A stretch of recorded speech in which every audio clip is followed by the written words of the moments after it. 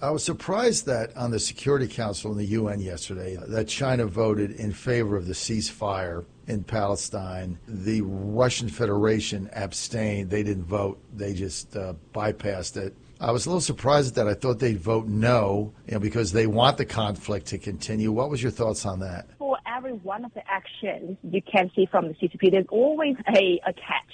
So internationally, they want to put the image that they still care about human rights, they still care about other nations, still care about people's lives, and they're trying to contribute towards the international community. Like that's what they always say, and they will continue to try to put up the image. But deep down, we know that the Chinese Communist Party have always funded Hamas and also a lot of the terrorist organizations to disturb and also to create conflict in the Middle East. It's quite an interesting situation here. And even if you talk about Russia, we've just shared about, they blurring the lines and using, even one of them public opinion warfare. Talking about Russia, when it comes to Russian invasion of Ukraine, we've seen in the past years, initially a large population of soldiers were actually being lured into the battlefield, because they were told that Ukraine is now being controlled by what they call as new Nazis and need to be freed. I would say, really looking at what happened now, they can vote or they can put up a voice with it, but there's always something else,